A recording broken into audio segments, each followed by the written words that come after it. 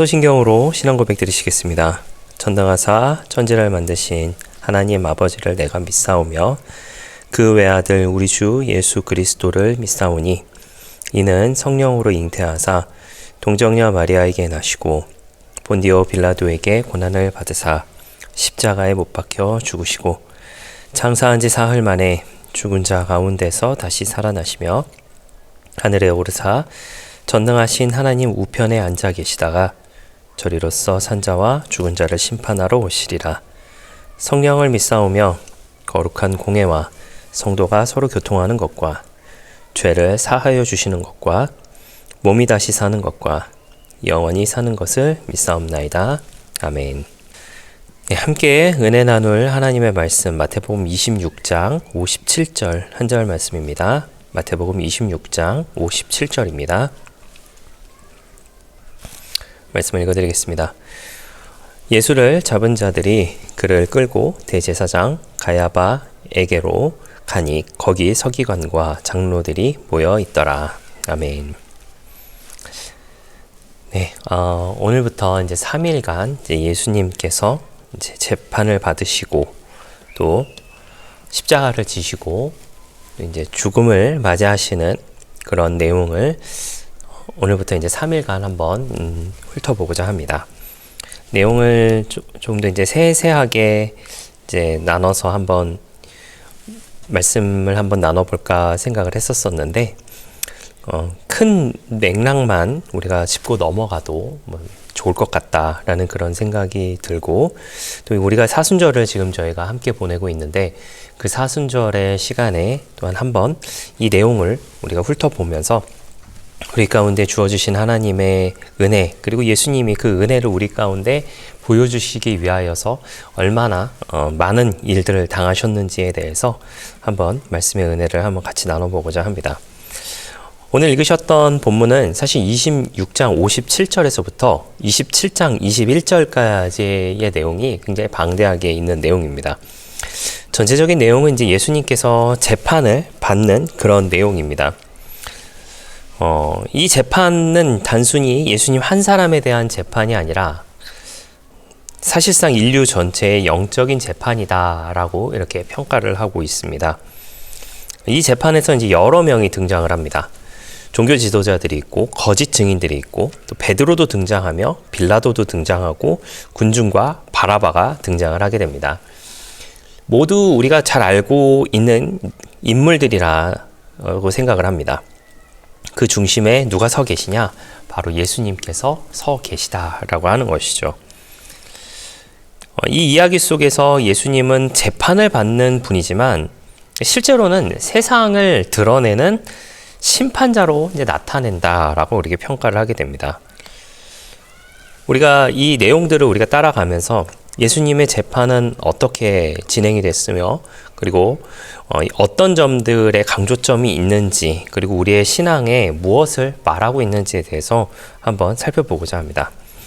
전체적인 흐름을 마태복음을 중심으로 흐름을 이어가 보도록 하겠습니다. 먼저 이제 대제사장 집에 이제 예수님께서 끌려오시게 됩니다. 대제사장 가야바의 집으로 이제 끌려오시고 났는데 거기에서 이미 서기관들, 장로들 그리고 종교 지도자들이 그곳에 모여 있었습니다. 사실상 이제 결론은 나 있는 상태였습니다. 예수님을 이제 죽일 어떤 그 이유를 이제 찾고 있었을 뿐이었다라고 하는 것이죠.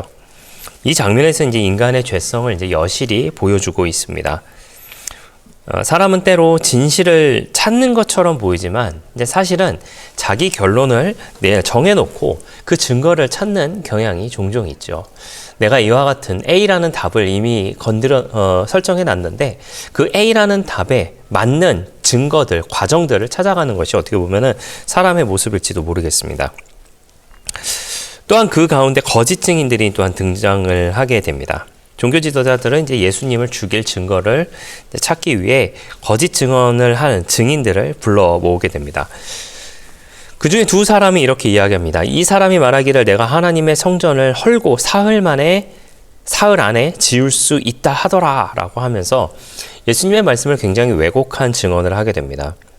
그냥 예수님은 그 상황에서도 아무 말씀도 하지 않으셨다라고 하는 것인데 이것은 이제 단순한 침묵이 아니라 메시아의 침묵이었다라고 하는 것이죠. 구약 성서에 예언하고 있는 도살장에 끌려가는 어린 양처럼 입을 열지 아니하였다라고 하는 그 말씀 가운데 예수님께서는 아무 말씀도 하지 아니하셨다라고 하는 겁니다. 근데 중요한 것은 아무 말씀도 하지 않으신 것이 할 말이 없어서가 아니라 하나님께 순종하기 위하여서 아무 말씀 하지 않고 계셨다라고 하는 것이죠.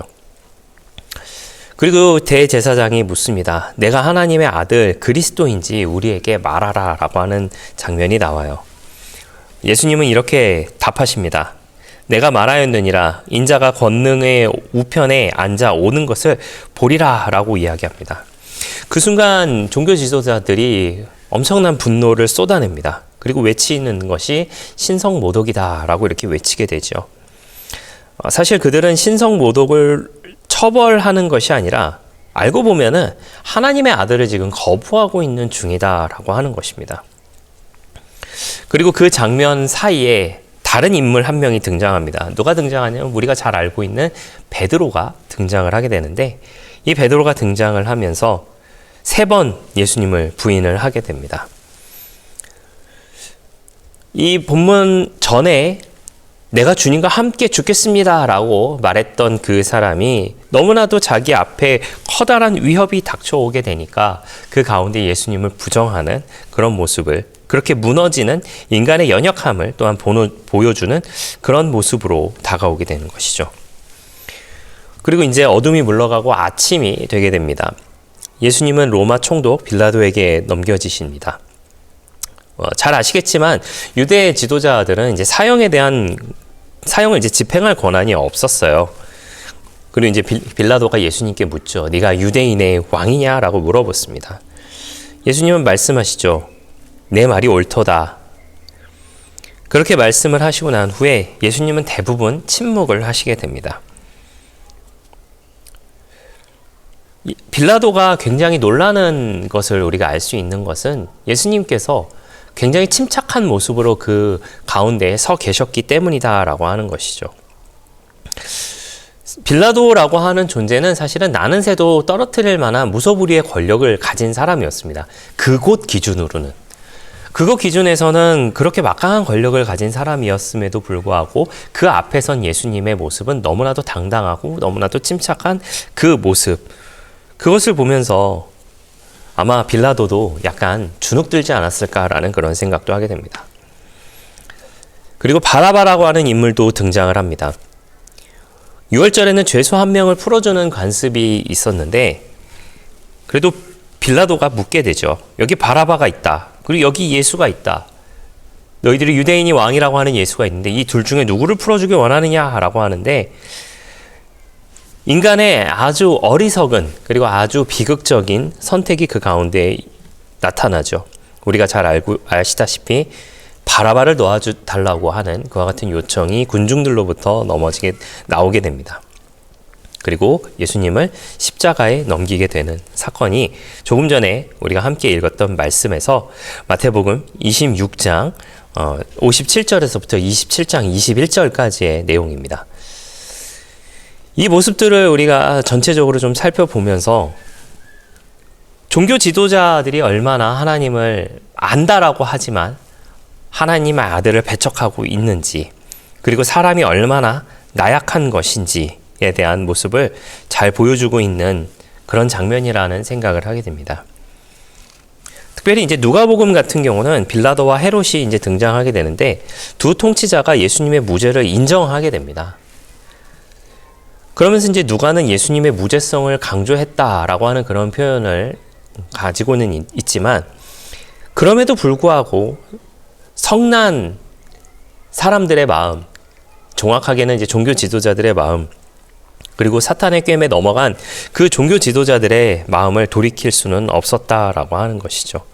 이 모습을 보면서 인간의 전적인 타락이 무엇인가라고 하는 것을 잘 보여주고 있습니다.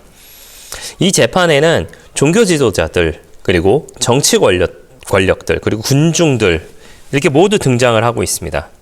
모든 계층이 예수님을 거부하고 예수님을 밀어내고 있습니다. 이것을 가리켜서 인간의 전적인 타락이다라고 이야기를 하는데 그럼에도 불구하고 예수님은 무죄였다라고 하는 것이죠. 그러나 유죄 판결을 받으십니다. 왜 그러냐면 우리 대신 정죄를 받으셔야 하기 때문이다라고 하는 겁니다. 바로 대속의 은혜, 대속의 교리가 바로 이 가운데 있다라고 하는 겁니다. 자, 오늘을 살고 있는 우리, 제가 성경을 보면서 혹은 이제 말씀을 나누면서 이제 많이 드리는 말씀이, 우리는 성경의 인물들을 보면서 저 미련한 사람, 왜 이렇게 바보 같을까라는 그런 생각들을 많이 하게 돼요.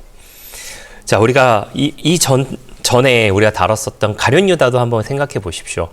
가룟 유다를 향하면서 왜 예수님을 쫓아다녔음에도 불구하고, 왜 예수님의 기적을 봤음에도 불구하고, 왜 예수님과 동고동락을 했음에도 불구하고 왜 예수님을 팔아야 하냐, 저런 미련한 사람이라고 이야기를 합니다.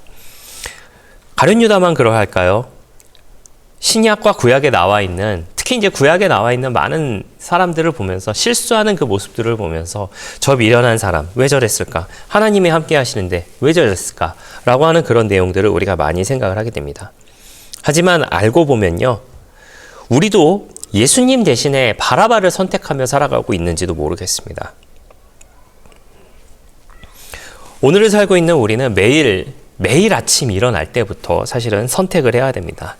우리가 세상의 길로 갈 것이냐, 십자가의 길로 갈 것이냐 라고 하는 그런 선택을 우리가 분명히 해야 한다라고 하는 것이죠. 그리고 또 한 명 우리가 비난하는 사람이 있습니다. 바로 베드로죠. 달기 울기 전에 3번 나를 부인할 것이다 라고 말씀하셨던 그 예수님의 말씀대로 베드로는 3번 예수님을 부인하게 됩니다. 저도 어렸을 때 이렇게 생각을 했습니다. 저런 의리 없는 베드로 같으니라고. 자기 입으로 안 하겠다라고 해놓고서, 자기 입으로 그 예수님과 함께 하겠다라고 해놓고서, 그 눈앞에 보이는 그런 위협, 눈앞에 보이는 그 어려움 때문에 예수님을 배신해? 저런 의리 없는 이라고 이렇게 생각을 했었었는데, 사실 우리는 매일 예수님을 배신하며 살아가고 있는지도 모르겠습니다. 그러나 우리가 그 안에서도 하나님의 사랑과 또 예수님을 향한 소망을 품을 수 있는 것은, 하나님은 실패한 사람도 다시 사용하기 때문이다라고 하는 것이죠. 그 순간, 예수님을 3번 부인했던 베드로의 그 순간만 놓고 보면은 베드로는 실패한 삶이었을지 모르겠지만, 다시 예수님께 쓰임받는, 그리스도를 전하는 사람이 되었다라고 하는 것을 우리가 너무나도 잘 알고 있죠. 그리고 예수님의 침묵을 또한 우리가 배워야 할 것입니다. 예수님은 온갖 모욕 속에서 침묵하셨습니다. 사실 그 침묵은 약함이 아니에요. 할 말이 없어서가 아닙니다. 능력이 없어서, 힘이 없어서가 아니라 하나님의 뜻을 이루기 위해서는 그 모든 것들을 받아들여야 하기 때문이었다라고 하는 것이죠. 즉, 하나님의 뜻에 대한 순종이었다라고 하는 것입니다. 사랑하시는 성도 여러분, 예수님의 재판은 사실상 이 세상을 향한 재판입니다. 이 재판에서 드러난 것은 인간의 죄, 그리고 하나님의 사랑, 그리고 구원의 계획이었다라고 하는 것이죠. 그리고 오늘을 살고 있는 저와 여러분도 예수님을 선택할 것인가, 바라바를 선택할 것인가 라고 하는 부분에 대해서 우리가 매일같이 선택하는 우리 모두가 되기를 바랍니다. 이제 또 오늘 하루 아침을 시작하게 되는데, 세상의 바라바를 선택하는 것이 아니라 예수님의 선택하며 살아가시는 오늘 하루 되시기를 예수님의 이름으로 부탁을 드리겠습니다. 기도하겠습니다. 좋으신 아버지 하나님, 감사합니다. 우리가 세상을 선택하는 것이 아니라 하나님을, 예수님을 선택하는 우리가 되게 하여 주시옵소서.